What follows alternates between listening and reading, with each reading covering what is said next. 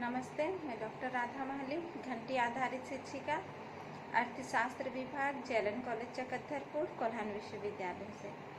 आज का ये वीडियो यूजी सेमेस्टर 3 इकोनॉमिक्स के विद्यार्थियों के लिए है, पब्लिक फाइनेंस पेपर से रिलेटेड है। आज हम लोग इस वीडियो में करारोपण के सिद्धांतों के बारे में बात करेंगे। करारोपण के सिद्धांत यानी कि कैनन्स ऑफ टैक्सेशन, उसके अंतर्गत हम लोग आडम स्मिथ के दिए हुए करारोपण के सिद्धांतों के बारे में इस वीडियो में हम लोग चर्चा करेंगे। तो सबसे पहले हम लोग ये देखेंगे कि पहले प्राचीन समय में जब सरकार के पास अधिक कार्य दायित्व का बोझ नहीं था, तो सरकार उतने अधिक कर भी नहीं लगाती थी। कर का प्रचलन लगभग 1500 ईस्वी से शुरू हुआ। धीरे धीरे देखेंगे कि राज्य के कार्य और दायित्वों में वृद्धि होती गई और धीरे धीरे करके सरकार जो है वो अलग अलग तरह के कर, उस समय राज्य अलग अलग तरह के कर लगाने शुरू कर दिए। 19वीं 20वीं शताब्दी में भी बहुत सारे नए कर आए, जैसे आयकर हुआ या संपत्ति से संबंधित कर हुआ। अगर हम लोग थोड़ी सी पीछे जाके देखेंगे तो हम लोग पाएंगे कि जो प्रथम विश्व युद्ध, द्वितीय विश्व युद्ध हुआ, उस समय भी हमारे देश की आर्थिक स्थिति या दूसरे देशों की आर्थिक स्थिति बहुत खराब हो गई थी। सरकार को बहुत अधिक खर्चों की आवश्यकता पड़ रही थी, तो इसलिए भी सरकार ने अपनी जनता से कर लेना शुरू किया। फिर जब 1929-30 की विश्वव्यापी मंदी आई और तब यह महसूस की जाने लगी कि सरकार को बहुत ज़्यादा खर्च करना है इस मंदी से उभरने के लिए। तो जब सरकार अधिक खर्च करेगी तो दूसरा और सरकार को आय प्राप्त करने का भी उपाय करना पड़ेगा। हालांकि 1929-30 के दौरान कर का प्रचलन थोड़ा सा कम हुआ, क्योंकि मंदी के दौरान लोगों से कर नहीं लिया जाता है या उन्हें बहुत हद तक टैक्स फ्री किया जाता है। लेकिन इसका मतलब ये नहीं था कि सरकार कर के महत्व को उस समय नहीं जानती थी। कुछ अवधि के लिए मंदी से उभरने के दौरान सरकार ने अपनी जनता को टैक्स फ्री किया, कुछ मामलों में कहीं कहीं टैक्स की दर को घटा दिया। लेकिन बाद में जैसे ही अर्थव्यवस्था जोर पकड़ने लगी, विकास के मार्ग पर आगे बढ़ने लगी, तो सरकार ने ये ज़रूरी समझा, ये आवश्यक समझा कि नहीं, अब अलग अलग तरह के कर लगाने चाहिए, क्योंकि सरकार को अपने जितने भी प्रशासनिक कार्य है या दूसरे जो कार्य है उनको सही ढंग से सुचारू रूप से संचालित करने के लिए अधिक व्यय की आवश्यकता पड़ती है। तो एक माध्यम कर है जिसके द्वारा सरकार जो है वो आय प्राप्त कर सकती है। तो इसीलिए कर का प्रचलन धीरे धीरे करके बढ़ने लगा और जो भी आर्थिक जगत में कर का महत्व बहुत अधिक धीरे धीरे करके बढ़ने लगा। तो आज हम लोग इस वीडियो में सीखेंगे कि कर के सिद्धांत के संबंध में आडम स्मिथ का क्या कहना था। आडम स्मिथ ने कर के संदर्भ में 4 सिद्धांत दिए हैं, जिसमें से उनका पहला सिद्धांत है समानता का सिद्धांत। तो समानता का सिद्धांत आडम स्मिथ का पहला सिद्धांत है, जिसके अंतर्गत आडम स्मिथ कहते हैं कि प्रत्येक व्यक्ति को कर का बंटवारा जो है वो समान रूप से होना चाहिए, ये न्यायपूर्ण होना चाहिए। उनके अनुसार प्रत्येक राज्य के नागरिकों को यथासंभव अपनी योग्यता के अनुपात में सरकार की सहायता के लिए अंशदान करना चाहिए, अर्थात उस आय के अनुपात में जिसका आनंद वे राज्य के संरक्षण में प्राप्त करते हैं। तो इस तरह आडम स्मिथ ने कहा कि प्रत्येक व्यक्ति को एक नियमित अंशदान के रूप में उनको कर का भुगतान करना चाहिए, क्योंकि वो सरकार के संरक्षण में रह के कुछ आय प्राप्त करते हैं, रोजगार करते हैं। इसीलिए सरकार को व्यक्तियों को जो है वो टैक्स पे करना चाहिए, कर देना चाहिए। समानता के सिद्धांत के अंतर्गत आडम स्मिथ ने जो कहा वो कहा कि प्रत्येक व्यक्ति को कर का भार जो है वो समान बंटना चाहिए। इसका मतलब ये है कि उन्होंने अनुपातिक कर प्रणाली की नींव रखी।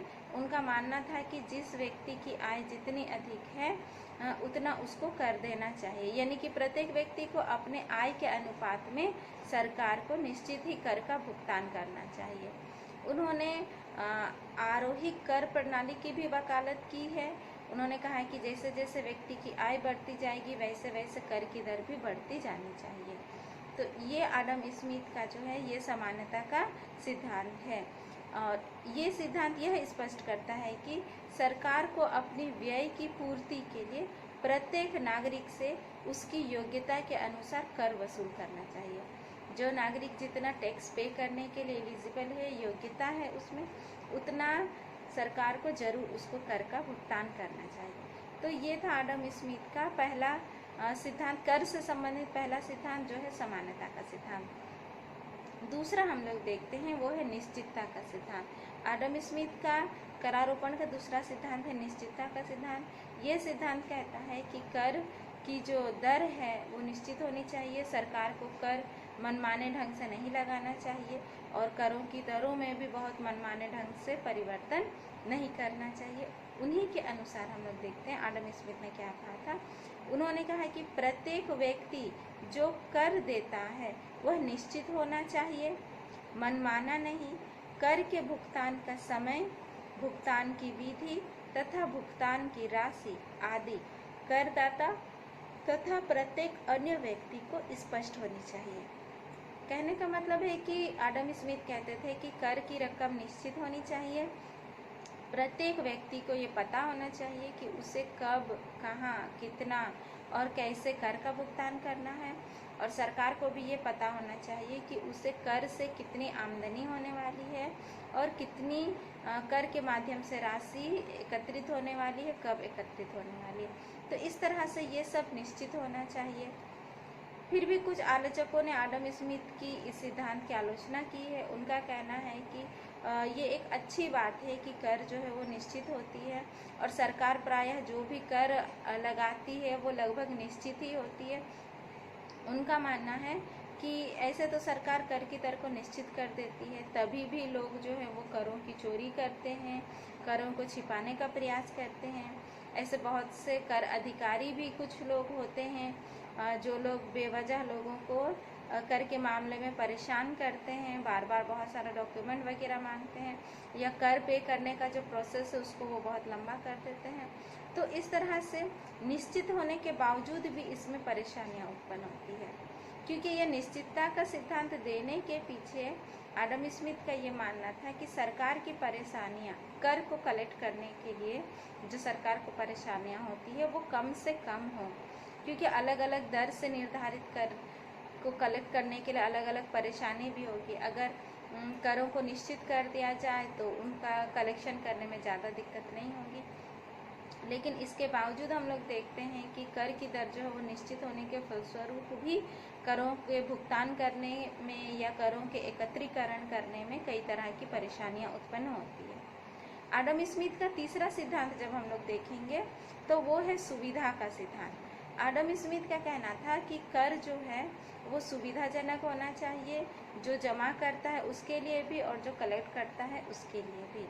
उन्हीं के शब्दों में उनका कहना है कि प्रत्येक कर ऐसे समय तथा ऐसी रीति से वसूल किया जाना चाहिए कि उसको अदा करना करदाता के लिए सबसे अधिक सुविधाजनक हो, सबसे अधिक सुविधा ढंग से जो भी करदाता है उस कर की रकम को वो जमा करने सके। जैसे उन्होंने उदाहरण दिया है कि अगर किसी किसान से अगर भू राजस्व से संबंधित लगान लेना है या फसल से संबंधित कर लेना है तो वो उस समय लेना चाहिए जब उसकी कर की उसकी फसल जो हो वो तैयार हो, उसके हाथों में पैसे हो, ताकि कर का भुगतान करने में उसे किसी तरह की परेशानी ना हो।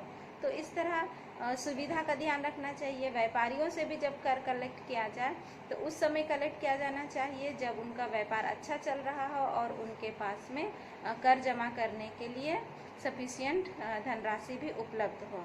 तो इस प्रकार हम लोग देखते हैं कि आडम स्मिथ का कर से संबंधित जो तीसरा सिद्धांत था वो था सुविधा का सिद्धांत। आडम स्मिथ ने कर से संबंधित जो चौथा सिद्धांत दिया है वह है मितव्ययता का सिद्धांत। मितव्ययता का सिद्धांत बताता है कि सरकार जब कर कलेक्ट करती है तो उसको कम से कम खर्च करना चाहिए, यानी कि उसे मितव्ययी होना चाहिए। आडम स्मिथ क्या कहते हैं मितव्ययता के सिद्धांत के संदर्भ में, चलिए हम लोग देखते हैं। आडम स्मिथ का कहना है कि प्रत्येक कर इस प्रकार लगाया तथा वसूल किया जाना चाहिए कि उसके द्वारा राज्य के कोष में जितना धन आवे, लोगों के जेब से उसके अलावा फालतू धन कम से कम मात्रा में निकले। यानी कि जितना धन लोग कर के रूप में पे करें, सरकार के राजकोष में भी उतना पहुंचना चाहिए। ऐसा नहीं कि लोगों के पॉकेट से ज़्यादा पैसे निकले और सरकार के राजकोष में कम पैसे पहुंचे, ऐसा नहीं होना चाहिए। मितव्ययिता का मतलब है कि सरकार जब टैक्स कलेक्ट करती है तो वो कम से कम खर्च करे और ज़्यादा से ज़्यादा टैक्स को कलेक्ट करने सके। या हम लोग ये कह सकते हैं कि जनता से जितना टैक्स कलेक्ट करना है उसके खजाने में भी उतना अमाउंट पहुँचे। जैसे हम लोग यहाँ उदाहरण लेते हैं, मान लीजिए कि सरकार को 100 रुपया के बराबर टैक्स कलेक्ट करना है, तो यहाँ जनता से वो 100 रुपया वो वसूलती है, लेकिन उसको कलेक्ट करने के चक्कर में 30 रुपया खर्च हो जाती है, तो उसके कोष में तो मात्र 70 रुपये ही पहुँच पाते हैं। तो ये सिद्धांत कहता है कि अगर सरकार 100 रुपया टैक्स लेती है तो उसे प्रयास करना चाहिए कि 100 से बहुत ज़्यादा कम ना हो, 90-95 हो तो चले, लेकिन बहुत ज़्यादा कम ना, क्योंकि अगर बहुत ज़्यादा राशि कम हो जाती है इसका मतलब कर को कलेक्ट करने की जो खर्च है वो बहुत अधिक है और सरकार के राजकोष में कम से कम मतलब कम पैसा पहुंच रहा है। तो इसमें भी ये ध्यान देना पड़ेगा सरकार को कि अगर सरकार मितव्ययी ढंग से कर को कलेक्ट करना चाहती है तो उसे बहुत ज़्यादा अधिकारियों को कर कलेक्ट करने के लिए नहीं लगाना चाहिए, क्योंकि अगर वो बहुत अधिक अधिकारियों को कर लगाने के लिए लगाती है तो फिर मतलब कर कलेक्ट करने के लिए अपॉइंट करती है तो उसको उतने लोगों को बहुत ज़्यादा वेतन का भुगतान भी करना पड़ जाएगा, तो इससे कर कलेक्ट करने का खर्चा जो है वो बढ़ जाएगा। और जैसे उद्योग के मामले में भी देखा जाता है कि अब लोगों से जब कर लिया जाता है और वो अगर कर को छिपाते हैं, सही ढंग से नहीं देते हैं, तो फिर उस पर कानूनी कार्रवाई होती है, फिर उनका उद्योग वगैरह जो है वो बंद कर दिया जाता है, तो वो दूसरे उद्योग करने से भी हतोत्साहित हो जाते हैं और जो एक सोर्स था जहाँ से कर आ रहा था तो वो वहाँ से आना भी बंद हो जाता है। तो थोड़ा सा सरकार को और विचार करना चाहिए कि कहाँ कहाँ से वो टैक्स को, इस तरह से हम लोग देखेंगे कि सरकार को टैक्स को कलेक्ट करने के लिए कम से कम खर्च करने का प्रयास करना चाहिए। तो ये आडम स्मिथ का चौथा सिद्धांत है जो मितव्ययिता का सिद्धांत है। तो इस प्रकार हम लोग देखते हैं कि आडम स्मिथ ने करारोपण से संबंधित मुख्य रूप से 4 सिद्धांत दिए हैं। एक है समता का सिद्धांत, दूसरा है निश्चितता का सिद्धांत और तीसरा है सुविधा का सिद्धांत तथा चौथा है मितव्ययिता का सिद्धांत। और मितव्ययिता का सिद्धांत हमें बताता है कि सरकार को प्रशासनिक लागत कम से कम खर्च करना चाहिए। तो इस तरह से हम लोगों ने आज के इस वीडियो में सीखा कि आडम स्मिथ द्वारा जो करारोपण के सिद्धांत दिए गए हैं वो कैसे हैं और वो क्या हैं। अगले वीडियो में हम लोग करारोपण के अन्य सिद्धांतों के बारे में बात करेंगे। तब तक के लिए धन्यवाद।